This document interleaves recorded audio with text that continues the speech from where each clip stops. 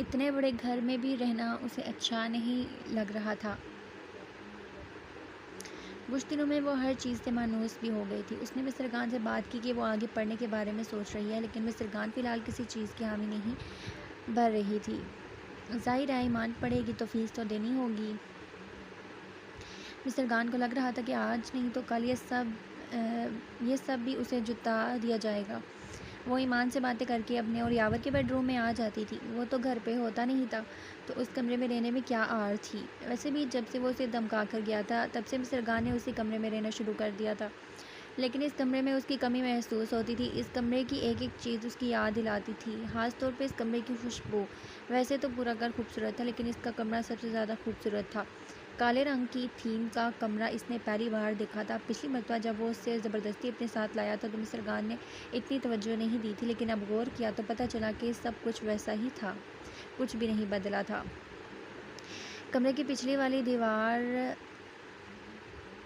Unbreakable शीशे की थी, जिसके आगे लगे काले और सिल्वर इम्तिजाज के पर्दे हटाओ तो रोशनी अंदर आती थी। पिछली जानिब स्विमिंग पूल था और सामने की तरफ काफ़ी बड़ा लॉन था। 5 मिनट तो मेन गेट से अंदर आने में ही लग जाते थे। घर बिलाशुबा बहुत हसीन था। बाहर से वो सफ़ेद रंग का महल लगता था। पूरा घर 3 रंगों पर मुश्तमिल था, काला, सफ़ेद और ग्रे। कहीं कहीं डार्क और लाइट ब्राउन का भी इस्तेमाल किया गया था। इस घर में यावर अकेला रहता था और नौकरों की फ़ौज थी। ये घर उसने अपने कमाए हुए पैसों से बनवाया था और उसकी हर चीज़ उसकी मर्ज़ी की थी। कमरे के वसत में दीवार के साथ एक जहाज़ साइड बेड था। एक तरफ ड्रेसिंग रूम था, जिसके साथ काफ़ी बड़ा बाथरूम था। एक कोने में स्टाइलिश सा सिंगार मेज़ था, जिसके आईने में तिरछा होकर देखो तो बेड भी नज़र आ जाता था। एक तरफ को किताबों का खूबसूरत सा दीवार गियर रैक लगा हुआ था। इसके अलावा एक कंफर्टेबल ट्विस्टर सोफ़ा भी था, जिस पर बैठकर स्क्रीन पर कुछ भी देखा जा सकता था। इस सोफ़े के आगे को एक छोटा मेज़ और कुछ सजावट की चीज़ें भी रखी हुई थी। कमरा काफ़ी बड़ा और खुला था। इसके बावजूद हर चीज़ मुख्तसर बहुत कीमती थी। ड्रेसिंग रूम एक वॉक इन क्लोजेट था। एक तरफ को यावर की सारी शर्ट्स, पैंट्स, कोट, टाई वगैरह रखी हुई थी और अलग-अलग खानों में उसके जूते, रुमाल, घड़ियाँ, चश्मे वगैरह। दूसरी जानब की अलमारियों में कुछ ज़नाना कपड़े और जूते वगैरह।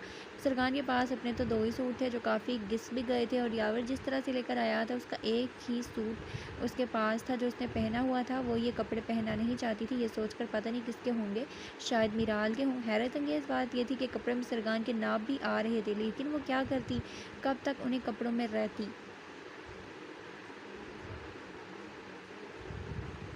ईमान ने भी गेस्ट रूम की अलमारी में अपने साइज़ के कुछ कपड़े निकाल कर पहनने शुरू कर दिए थे। उसे बिल्कुल नहीं मालूम था कि ये कपड़े अलमारी में कब और कैसे आए थे। मिस्टर खान के पास कोई ऑप्शन दूसरा नहीं था, इसलिए उसने भी अलमारी के लटके कपड़े पहनने शुरू कर दिए। अब वो खुद से तो कभी भी यावर से ना कहती कि मुझे कपड़े चाहिए।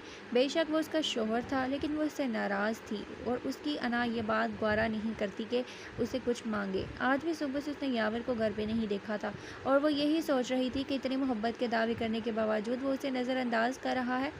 ज़रूर मीराल के साथ होगा। उसका दिल अजीब से वहमों का शिकार हो रहा था। जब से वो उसे यहाँ लाया था, उसके बाद दोबारा नज़र ही नहीं आया था। वो जितना भी उसे इल्ज़ाम देती, लेकिन उसका बार बार दिल बेईमान होने लगता था। अगर वो उसे यूँ ही नज़रअंदाज करना चाहता था तो वापस लाने की क्या ज़रूरत थी। सोचते हुए उसकी आंखें बार बार भीगने लगती, अपना आप बेमोल सा लगने लगता। इन्हीं सोचों में थी कि वो नहाने चली गई और फिर नहा के जब वापस आई,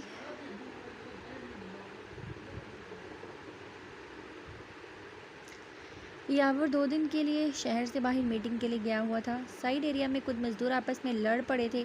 एक शदीद ज़ख्मी भी हो गया था। उसे अस्पताल ले जाना पड़ा और दूसरे को जेल से छुड़वाना पड़ा। इसी चक्कर में 2 के बजाय उसे 5 दिन लग गए। अब वो वापस आया तो सीधा अपने कमरे में गया। उसका ख्याल था कि मिस्टर खान कमरे में होंगी, मगर कमरा खाली था।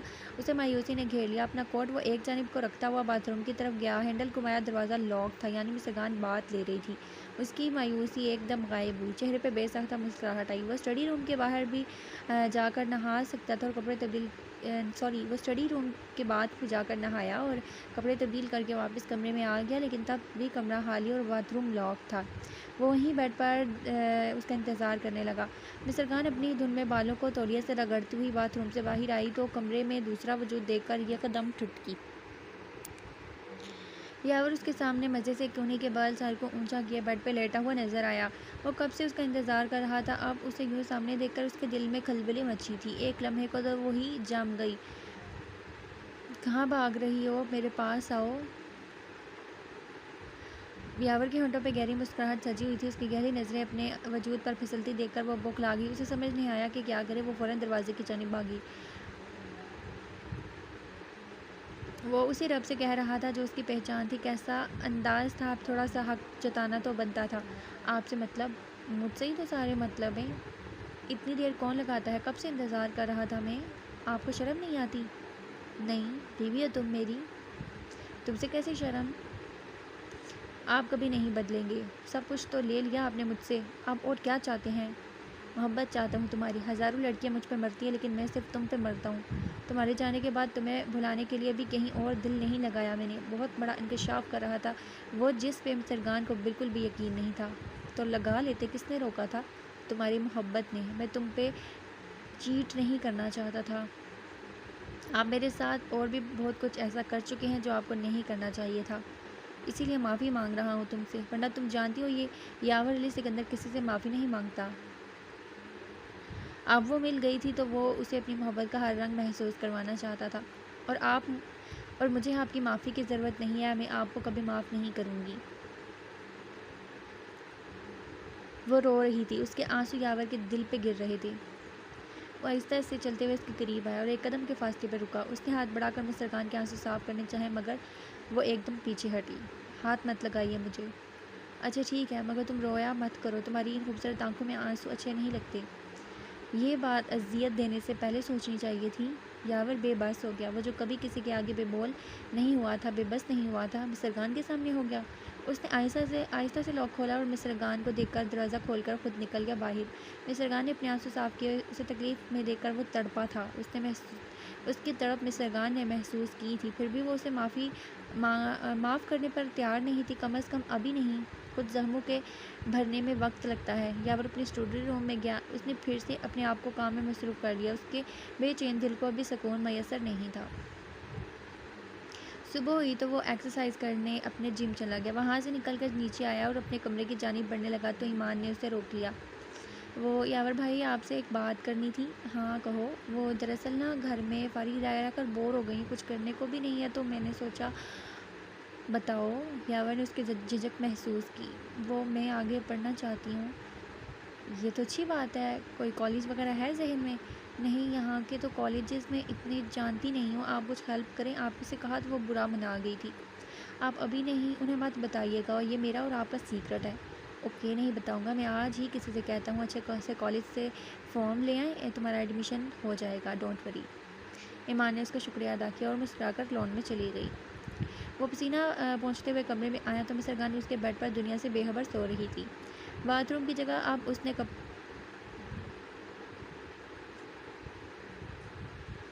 सॉरी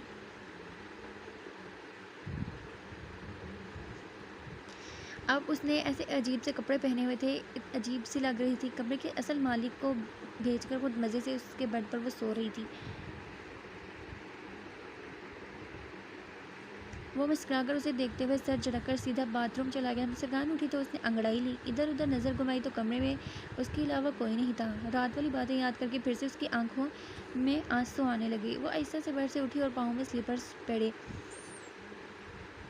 वो नीम आंखों से बाथरूम की तरफ बढ़ी। उसने जैसे ही हैंडल पे हाथ रखा, दरवाज़ा एक झटके से खुद ब खुद खुल गया और वो धक्का लगने से अंदर की जानिब फिसल गई। उससे पहले कि वो गिरती एकदम उसने उसको थाम लिया। उसने पूरी आंखें खोलकर देखा तो सामने वही दुश्मन जान यावर सिकंदर था। अचानक ही उसे शर्म ने घेर लिया। वो एक झटके से धकेलकर पीछे को हुई। वो तवाज़ुन ना बरकरार रख सकी और फिर फिसल गई। दोबारा उसकी बाहों के हिसार में आ गई। उसने सिर्फ तौलिया लपेट रखा था। उसका नाम सीना मिस्टर खान की आंखों के सामने था। देख लो, कुदरत भी नहीं चाहती कि तुम मुझसे दूर जाओ। अब तुम भी मुझसे भागना छोड़ दो। यावर सिकंदर ने आहिस्ता से झुकते हुए उसे कहा। इतना ग्रेज अच्छा नहीं होता। ये ना हो कि मैं अपना ज़ब्त खो दूँ। वो उसे वार्निंग देता हुआ वहाँ से हटा और उसे ख्याल से उसे आहिस्ता इसे एक तरफ को किया कि कहीं वो दोबारा ना फिसल जाए। उसने ड्रेसिंग रूम में जाकर चेंज किया और तैयार होकर ऑफिस चला गया। मिस्टर अफगान को दरवाज़ा बंद होने की आवाज़ आई तो वही बाथरूम से बाहर निकली। उसकी मौजूदगी में वो बाहर नहीं आई थी। उसके कान में बार बार यावर का जुमला गूंजने लगा। वो डर शर्म की मिली जुली कैफियत में थी। उसके जाने के बाद सुकून का सांस लिया। यावर ने ईमान को कुछ कॉलेजेस के प्रोस्पेक्टस और फॉर्म मंगवा के दिए थे। ईमान ने जो कॉलेज पसंद किया था वो काफ़ी दूर था और शहर से तकरीबन बाहर था, लेकिन वो काफ़ी अच्छा और अच्छे स्टूडेंट का ड्रीम कॉलेज था। उसने यावर से बात की, चाहो तो आज ही जा सकती हो, कॉलेज काफ़ी दूर है, मैं तुम्हें हॉस्टल शिफ्ट करवा दूँगा, लेकिन तुम अपनी बहन के बगैर रह लोगी? मैं रह लूँगी, वैसे भी मुझे अच्छा नहीं लगता आप ही आपसे नाराज़ और आप मेरी वजह से खुलकर उनसे मोहब्बत का इजहार भी नहीं कर पाते। तुम अपनी बहन से ज़्यादा समझदार हो। वैसे मैं आपको एक और मशवरा दूँ, अगर आप मुझे हॉस्टल भेज दें और आप ही को इस बारे में कुछ ना बताएं तो वो आपको छोड़कर जाने का ख्याल भी दिल से निकाल देंगी। वो मुझे पीछे छोड़कर तो नहीं जाएंगी ना? यानी तुम मुझे अपनी बहन को ब्लैकमेल करने का मशवरा दे रही हो? ऐसा ही कुछ। वह ज़ेरे लब मुस्कुराई। क्या हुआ? तुम्हारी नीयत अच्छी है, लेकिन इसकी ज़रूरत नहीं पड़ेगी। आप वो मुझे छोड़कर नहीं जाएगी, मैं जाने नहीं दूँगा। तुम बेफिक्र रहो।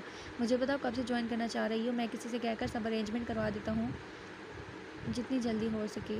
और थैंक यू सो मच यावर भाई, यू आर वेलकम। यावर भी मुस्कुराकर बोला। वो ऑफिस में था जब उसे एक चैरिटी इवेंट का नोटिफिकेशन मिला।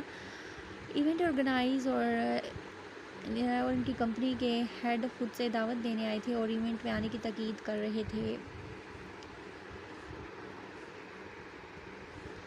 उसने हामी भर ली थी। यूँ भी वो एक चैरिटी इवेंट था और वो इस तरह के इवेंट या बिज़नेस पार्टीज़ में थोड़ी देर के लिए ही सही, लेकिन ज़्यादा ज़रूर था। जाना तो उसने था ही। उसने सोचा कि मिस्टर खान को साथ ले जाना चाहिए, वैसे भी घर पे अकेली बोर होगी। ईमान 2 दिन पहले हॉस्टल शिफ्ट हो चुकी थी। मिस्टर खान उससे नाराज़ तो हुई, लेकिन जाते वक्त गले लगा ही लिया। उसे इवेंट में अपने साथ लेकर जाने की वजूहात थी। एक तो ये कि वो कुछ वक्त उसके साथ गुजारना चाहता था।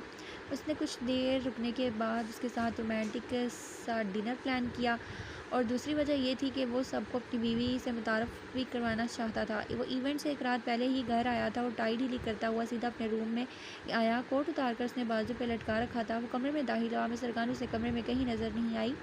इधर उधर कमरे में उसे तलाश करता रहा, लेकिन वो ना बाथरूम में थी ना ड्रेसिंग रूम में। एकदम से उसने परेशानी ने आ घेर लिया, कहीं वो उसे छोड़कर तो नहीं चली गई। वो कमरे से निकला और मुलाजमा से पूछा तो उसने यावर के स्टडी रूम की जानिब इशारा किया। जैसे ही स्टडी रूम का दरवाज़ा खोला तो सामने बुक्स के साथ खड़ी न जाने क्या तलाश कर रही थी। तुम यहाँ क्या कर रही हो? यावर की आवाज़ पर वो एकदम उछली। उसका अंदाज़ा था कि आज वो घर नहीं आएगा, और मिस्टर खान उसकी चीज़ों में कोई ऐसा सबूत तलाश करने की कोशिश कर रही थी जिससे उसे मालूम हो कि वो इतने इतने दिन और इतनी इतनी रातें घर से बाहर क्यों रहता है। पिछले कई घंटों से वो उसकी बिजनेस डील्स की हिस्ट्री और डिटेल्स और कुछ बिजनेस मैनेजमेंट की किताबों को खंगालने के बाद एक मशकूक से फ़ाइल निकालने में कामयाब हो गई थी। उसका अंदाज़ा था कि इस फ़ाइल में ज़रूर कुछ ऐसा होगा जिससे वो उसका और मिराल का कोई ताल्लुक ढूंढ लेगी, लेकिन उससे पहले कि वो फ़ाइल खोल कर देखती, यावर आकर उसकी सारी मेहनत पे पानी फेर दिया। यावर ने अपने पीछे दरवाज़ा बंद किया और आहिस्ता से उसके करीब आया। उसके पूछने पर उसने दोनों हाथ अपनी कमर के पीछे छुपाए थे। वो उसके करीब आया और एक हाथ रैक के साइड में रखा और दूसरा उसकी कमर पे। उसे खुद से बहुत करीब किया। उसकी सांसों की तपश में सरगान के चेहरे को हवा देने लगी। उसका दिल ज़ोर से धड़का था। क्या छुपा रही हो? वो मैं कुछ नहीं। उसने झूठ बोलने की नाकाम कोशिश की। यावर ने अपना हाथ उसकी कमर के पीछे ले जाकर उसके हाथ से कुछ खींचना चाहा तो मिस्टर खान ने गिरफ्त और पक्की कर ली। वो समझ गया कि इतनी आसानी से देने वाली नहीं है। उसने आहिस्ता से उसके गाल को अपने लबू से छुआ तो मिस्टर खान ने शर्म के मारे एकदम आंखें बंद की। उसी लम्हे का फ़ायदा उठाकर यावर ने उसके हाथ से एकदम फाइल छीनी। वो उसके हाथ में पकड़ी फ़ाइल ले चुका था और अब खोलने लगा था। कागज़ उसकी आंखों के सामने आए तो मालूम हुआ कि वो निकाह के कागजात थे। ओरिजिनल उसने कहीं और रखे हुए थे। ये उनकी कॉपी थी जो अक्सर याद करते करते खोल कर बैठ जाता था। ये फ़ाइल उसने परमानेंटली यहीं रख दी थी। मिस्टर खान अहमद वल्द शफ़ी अहमद। वो शरारत से ऊंची आवाज़ में पढ़ने लगा। आपको यावर अली सिकंदर वल्द शहबाज अली सिकंदर से निकाह कबूल है? और तुमने क्या कहा था? वो अब एक एक कदम उसकी तरफ बढ़ा रहा था, जबकि वो दूसरी तरफ से दरवाजे की तरफ भागी थी। यावर ने फ़ौरन फ़ाइल टेबल पर रखी और एकदम से पकड़ कर दरवाजे के साथ उसे लगा लिया, और उसने फ़रार के सारे रास्ते बंद कर दिए। अपनी मर्ज़ी से साइन किए थे ना तुमने? मिस्टर खान ने उसकी हिरासत से भागने की कोशिश की तो उसने दोनों हाथ से उसकी तरफ में रख लिए। मैंने ज़बरदस्ती तो नहीं की थी तुम्हारे साथ। मेरा नहीं ख्याल तुम्हें मुझसे भागने के लिए अपनी जान हल्कान करनी चाहिए। आज नहीं तो कल तो मेरे पास ही आओगी मिसेस मसरगान यावर अली सिकंदर। खुशफहमी है आपकी। अरे वाह, पहले तो देखती ही नहीं थी, आज घूर रही हो कॉन्फिडेंस। I like it. छोड़े मुझे। कल तो मेरे साथ एक इवेंट में जाओगी एज माई वाइफ। मैं आपके साथ कहीं नहीं जाऊंगी। यावर को बेहतियार उस पर प्यार आया था, कितने दिनों से देखा नहीं था तो और भी ज़्यादा याद आ रही थी। पूछ नहीं रहा हूँ, मैं बता रहा हूँ। And you have no other choice. मैं नहीं जाऊँगी। फिर नताइज की ज़िम्मेदार तुम खुद होगी। घर पर होगी तो मैं तुम्हें अकेला छोड़कर तो नहीं जाऊँगा। कल इवेंट में मीडिया भी होगा, इसलिए प्लीज़ अपने एक्सप्रेशंस दुरुस्त रखना। ज़रा ज़रा सी बात की हेडलाइंस बन जाती हैं। वह सरकान कमरे में आई तो नाराज़ सा मुँह बनाकर बैठ गई। उसकी धौंस पे उसे फिर से गुस्सा आया। हर बात में अपनी मर्जी करता था ये शख्स। यावर कुछ देर बाद कमरे में दाखिल हुआ तो मिस सरकान आंखें बंद किए आराम से सो रही थी। उसने एक नज़र उसे प्यार से देखा और कपड़े तब्दील करने चला गया। अभी 10 भी नहीं बजे थे, वो इतनी जल्दी सो तो नहीं सकती थी। यावर उसकी चालाकी पर दिल ही दिल में मुस्कुरा रहा था। मिस सरकान ने आहट पे एक आंख ज़रा सी खोल कर देखा तो वो ड्रेसिंग रूम में जा रहा था। उसने दोबारा आंखें बंद की और सोती बन गई। वो कपड़े बदल कर आया और उसके साथ ही बिस्तर में घुस गया। आहिस्ता से मिस्टर खान को अपने हज़ार में लेने लगा तो वो बहाने से करवट लेते हुए उससे दूर खिसक गई। वह मज़ीद उसकी जानिब खिसका और एक हाथ उसकी जानिब बढ़ाया। वो रोल होती हुई फिर से आगे को खिसकी। इतना बड़ा बेड था, 2-3 बार तो खिसकने की गुंजाइश थी, मगर वो पहले ही साइड में लेटी थी, अब मज़ीद आगे नहीं हो सकती थी। यावर ने उसे अपनी जानिब खींचा तो वो मज़ीद रोल होते हुए नीचे लड़खने लगी थी। जब उसने फ़ौरन से बाहों में ले लिया। नीचे गिरना मंजूर है लेकिन मेरा हाथ पकड़ना मंजूर नहीं, ऐसा क्यों? आप कब आए? अगर मैंने छोड़ा तो सीधा नीचे गिरोगी। वो उसे समझा रहा था लेकिन अंदाज बड़ा ज़ुमाइनी था। और चोट लग जाएगी तो मैं सरगान एक लम्हे को रुक गई। यावर ने उसे अपने करीब किया और रोल होते हुए उसे दूसरी जानिब कर लिया। वो अब बेड के किनारे से कुछ फासले पे था और मिस्रगान तकरीबन दरमियान में। शुक्र है कोई तो बात मानी। मैंने कहा था कि आइंदा तुम मुझसे मुंह नहीं फेरोगी। यावर को उसकी यह हरकत अच्छी नहीं लगी थी, मगर उसने बगैर गुस्सा किए उसे कहा, ठीक है, मैं कल आपके साथ चलूँगी लेकिन एक शर्त पे। कैसी शर्त? अभी आप मुझे सुकून से सोने देंगे। ये कैसी शर्त है? मंजूर है तो ठीक, वरना अकेले चले जाना। खैर, ले तो मैं वैसे भी जाता, लेकिन कोई बात नहीं, तुम आज सुकून से सो जाओ। बकरे की माँ ही काबू तक खैर मनाएगी।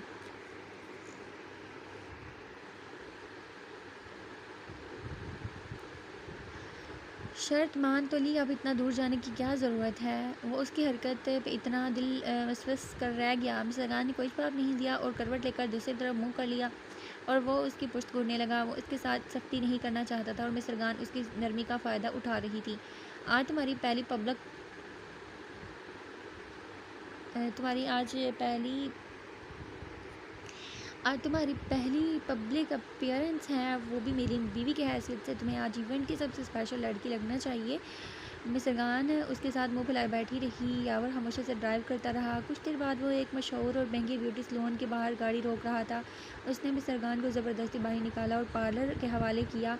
वो शायद पहले ही अपॉइंटमेंट ले चुका था। उसके आगे ही उन्होंने अपना काम शुरू किया। जैसे वो पहले सब कुछ तैयार करके बैठी थी, सिर्फ उसका इंतज़ार था। सलोन वाली ने बहुत अच्छा तैयार किया उसे। मिस्रगान के कपड़े भी खूबसूरत थे। उसने कॉपर गोल्ड कलर की हल्के से काम वाली पैरों तक आती हुई मैक्सी पहनी हुई थी जो यावर ने खुद पसंद की थी। उसके साथ पैरों में सुर्ख रंग की हील्स पहनी थी जो उसके कदम उठाते वक्त ही नज़र आती थी। यावर ने उसके लिए ये चीज़ खुद सेलेक्ट की थी। वो वाकई में उस शाम कोई शहज़ादी लग रही थी। उसे सैलून छोड़कर खुद भी तैयार होने चला गया। वो तैयार होकर बाहर आई तो यावर पहले से तैयार खड़ा उसका इंतज़ार कर रहा था। खुद उसने मैरून कलर का बिजनेस सूट पहना हुआ था। मिस्रगान का मुख्तलिफ सा सजा सवरा रूप देखकर उसके होंठों पर मुस्कुराहट फैली। उसे देखकर वो अक्सर मुस्कुराता था।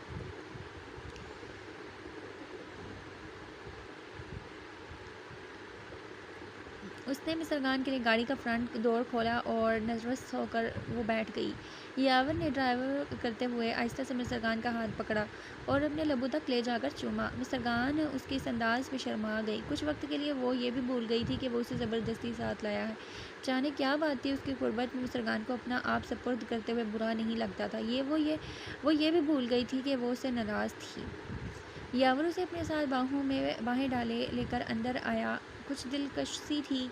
यावर ने गर्दन मोड़कर उसे देखा तो वो उसकी मायत में चलते हुए हल्का सा मुस्कुरा रही थी।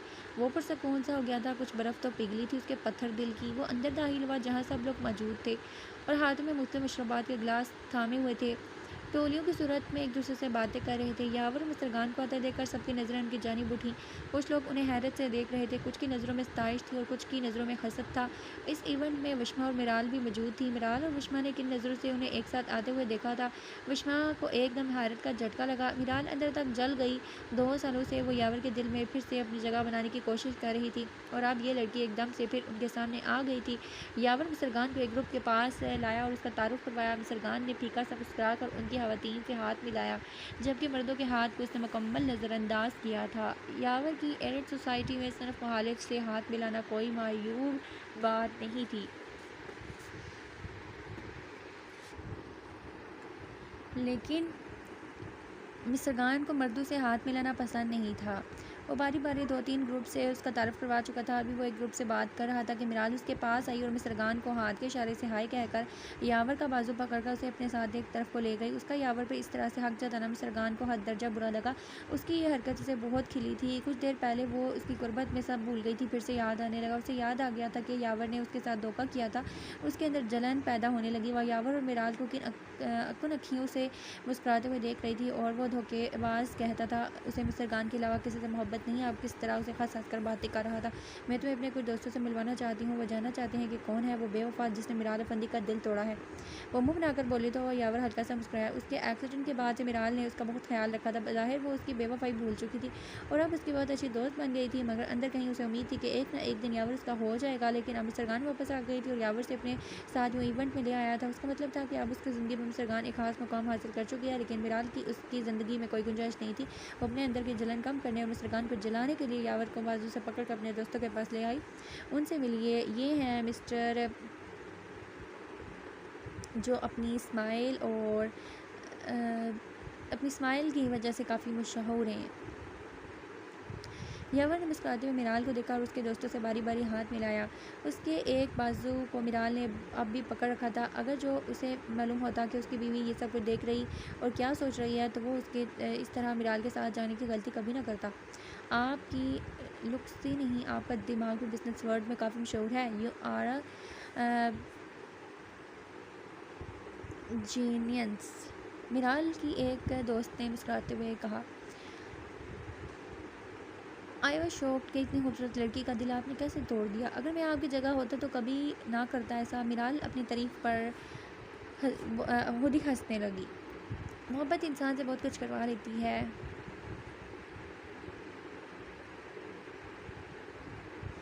यावर ने पूरे यकीन और इत्मीनान के साथ कहते हुए मुस्कुरा कर बड़े प्यार वाले अंदाज में मिस्टर की जानिब देखा था, मगर बाजार मुस्कुरा रही थी। लेकिन इस जुमले पर उसके अंदर आग के तूफान जल उठे, जबकि उसकी दोस्त यावर की बात से काफ़ी इम्प्रेस हुई। तो कहाँ हैं वो lucky women, we want to meet her, Miral के दोस्तों ने फरमाइश की। यावर ने वहीं खड़े मुस्कुराकर मिस्टर को देखा। उसने दोनों हाथ अपनी पैंट की जेब में थे और एक तरफ से मिराल ने कोहनी से उसके बाजू में अपना बाजू डाल कर रखा था। यावर की मुस्कुराहट देखकर मिस्टर को इतना गलत नहीं लगा जितना मिराल की तपाने वाली मुस्कुराहट देखकर लगा। उसे यूँ महसूस हुआ जैसे वो उसे कुछ जता रही हो, जैसे कह रही हो कि तुम्हारा शौहर तुमसे नहीं मुझसे मोहब्बत करता है, इसलिए इस वक्त मेरे साथ खड़ा है। मिराल की नज़रों और मायनी है इस मुस्कुराहट ने मिस्टर को बहुत कुछ जताया था। उसकी नज़रों में एक फाताना चमक थी। मिस्टर को अपने आप फजूल लगने लगा। उसने गज़ली नज़र यावर पर डाली और वेन्यू से एग्जैक्ट की तरफ बढ़ने लगी। यावर का माथा ठनका। उसे अचानक क्या हो गया था, अभी तो खुश लग रही थी। एक्सक्यूज़ मी, वो मिराल की गिरफ्त से अपना बाजू छुड़वाता वहाँ से निकला। मिस्टर के पीछे भागा। वो वेन्यू से बाहर निकल चुकी थी और इस तरह सजी सवरी सड़क के किनारे खड़ी कैब रोकने की कोशिश कर रही थी। यावर ने एकदम उसकी कलाई पकड़ी। इस तरह से बगैर बताए कहाँ जा रही है? और जहन्नुम में। ये क्या हरकत है मिस्टर तुम्हें मैंने कहा भी था कि ऐसा कुछ मत करना, और जो आप कर रहे हैं वो मैं अंधी नहीं हूँ। मिस्टर यावर छोड़े मुझे, वो मैं वापस अंदर नहीं जाऊँगी। अब हम वापस घर जा रहे हैं। मिस्टर के सरकत से यावर का मूड काफ़ी ख़राब हुआ था। उसे थोड़ी ही देर हुई थी इवेंट में आए हुए और अब वापस जा रहा था। दोनों ही अपनी अपनी जगह गुस्से में बैठे थे। ना मिस्टर ने कोई बात की और ना ही यावर कुछ बोला। घर पहुंचकर उसने गाड़ी रोकी। मिस्टर ने अपनी तरफ का दरवाज़ा खोला और वहीं निकली। फिर ज़ोर से दरवाज़ा बंद करती अंदर चली गई। उसके पीछे आया वो, लेकिन इससे पहले कि वो उसे पकड़ पाता सीधी गेस्ट रूम में घुसी जो ईमान के इस्तेमाल में होता था और अंदर से लॉक कर लिया। यावर को जी भर के गुस्सा आया था। वो दरवाज़ा बजाने लगा। मिस्टर दरवाज़ा खोलो। Mister I said open the door. वो अब गुस्से से गिराने लगा। मिस्टर खान ने अपने पैर उन सुर्ख जूतों से आज़ाद किए और अलमारी से अपने नाप के कोई कपड़े निकाल कर नहाने चली गई। और इस वक्त वो अपने सर पर ठंडा पानी डालकर अपने गुस्से और जलन को कम करना चाहती थी। यावर कुछ देर वहीं इंतज़ार करता रहा, लेकिन जब उसने कोई जवाब नहीं दिया तो वह जाकर उस कमरे की कार्ड की उठा लाया। उसने कार्ड को लॉक में स्वाइप किया और दरवाज़ा खोला। वो कमरे में नज़र नहीं आई और उसके जूते बेड के पास ही पड़े थे। वहीं उसका इंतज़ार करने लगा। मिस्टर खान ने शावर खोला और उस पानी में अपने आंसू के साथ बहाए और रह रहकर यावर पर गुस्सा आया। वो उसे लेकर ही इसलिए गया था कि उसके सामने मिराज के साथ फ्लर्ट करे और उसे बेमोल होने का एहसास दिलाए। वो क्या सोच रही थी, लेकिन यावर को इस बात पे गुस्सा था कि एकदम बगैर बताए वो सबके सामने उसे छोड़कर निकली थी। उसे लगा उसे अपनी बेइज्जती का एहसास हो रहा था। मिस्टर खान नहाकर बाहर निकले तो वो उसके सामने ही खड़ा था। वो उसे बाजू से पकड़कर बेडरूम में ले गया। पूछ सकता हूँ ये क्या हरकत थी? मिस्टर खान, मैं तुमसे कुछ पूछ रहा हूँ। उसका लब भींच दे, माथे पर बाल पड़े थे। मिस्टर खान ने तीखे नकोश लिए मुंह दूसरी तरफ फेर लिया। यावर का गुस्सा उबलने लगा। इससे पहले कि वो कुछ और उल्टा सीधा करता, वो उसे वहीं छोड़कर कमरे से निकल गया। आपने मेरे साथ अच्छा नहीं किया, मैं आपको कभी माफ़ नहीं करूँगी, वो रोते हुए दिल में कह रही थी। यावर गुस्से से गाड़ी लेकर घर से बाहर निकल गया। उसका मूड ख़राब था। उसने सारी रिजर्वेशन कैंसिल करवा दी। उसे समझ नहीं आ रहा था कि मिस्टर खान उसके साथ ऐसा क्यों कर रही है। वो जितना उसके करीब जाने की कोशिश करता था, वो मज़ीद उससे दूर होती जाती थी। वो सड़क के किनारे पार्क की और सारी रात वहीं गाड़ी में बैठा अपनी कनपटियाँ सहलाता और अपने गुस्से को काबू करता रहा। सुबह उसकी आंख खुली तो अपने आप को गाड़ी में मौजूद पाया। उसने अपनी घड़ी पे वक्त देखा तो 8 बजकर कुछ मिनट हुए थे। रात को ड्राइव करते हुए वो काफ़ी देर दूर निकल आया था। अब अगर पहले घर जाता तो ऑफिस जाने में काफ़ी देर हो जाती। सीधा ऑफिस गया। उसके रूम में 2 सूट हमेशा ही रेडी होते थे। बाथरूम भी अटैच था। उसने वहीं नहाकर कपड़े बदले और काम में मसरूफ़ हो गया। मिस्टर खान के रवैये से दुखी हुआ था। वो अब गुस्सा तो नहीं था, लेकिन कुछ नाराज़गी थी। यावर के कमरे से जाने के बाद मिस्टर खान कुछ देर आंसू बहाती रही। मुलाजमा ने उससे खाने का पूछा तो भूख का एहसास भी होने लगा। यावर घर पे नहीं था, उसका अंदाज़ा उसने उसकी गाड़ी मौजूद ना होने के बायस लगा लिया। खाना खाकर वो कुछ पुरसकून हो गई थी, लेकिन बार बार वो मंजर उसकी आंखों के सामने आता तो उसमें जलन बढ़ने लगती। बेशक वो यावर से नाराज़ थी। माजी में चाहे उसने कुछ भी किया था, लेकिन उसे सामने देखकर दिल बेईमान होने लगता था। वो उससे मोहब्बत करती थी, लेकिन अपनी अना के हाथों मजबूर थी। इतनी आसानी से घुटने टेकना नहीं चाहती थी। यावर की कोशिशों से उसका दिल पिघलने लगा था, लेकिन मिराल की नज़रों ने उसे कुछ जताया था। उसने मिस्टर खान के दिल को मज़ीद ज़ख्मी कर दिया था। सोने पर सुहागा ये कि यावर उससे लड़ कर फिर उसी के पास गया होगा।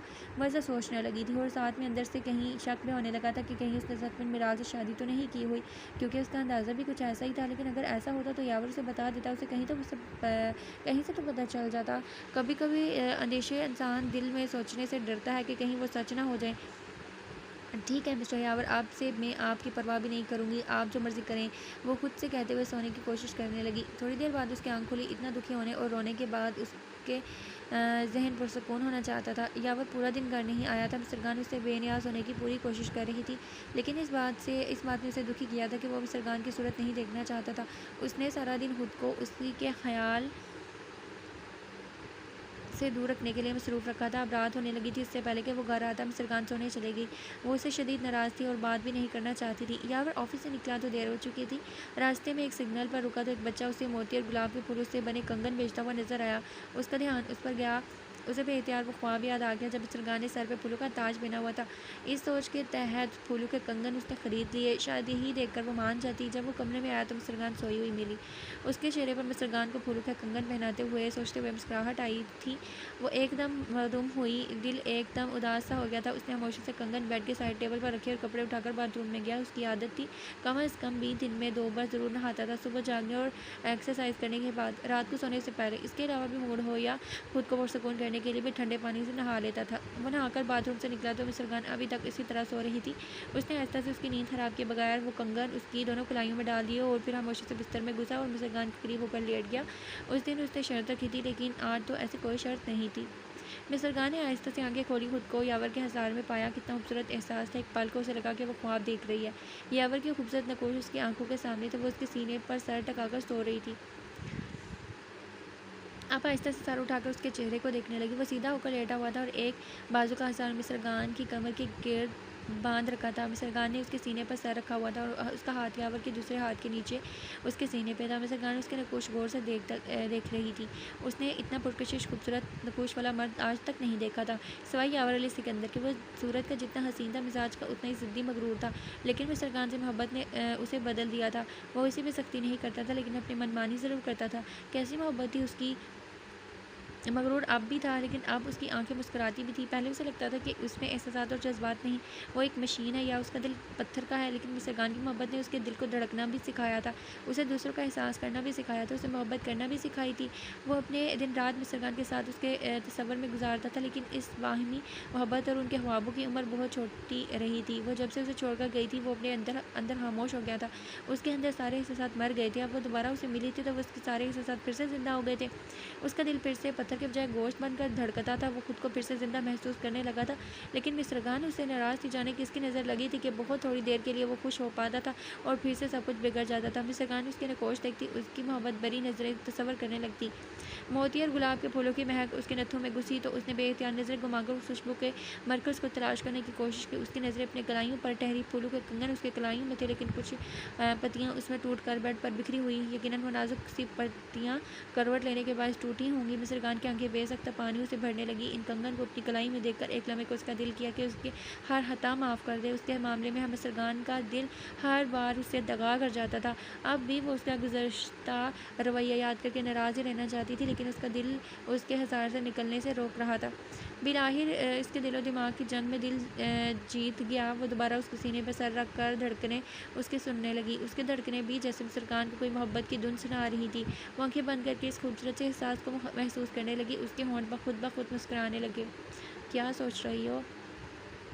थोड़ी देर बाद यावर की आंख खुली तो मिस्र खान को अपने सीने पर सर रखे हुए पाया। इतना तो वो महसूस कर चुका था कि वो जाग चुकी है, जब भी उसने हल्की सी हमार आलूद आवाज़ में पूछा। उसके बाद फिर मिस्र खान ने आंखें खोली, सर ऊंचा करके उसकी आंखों में देखा।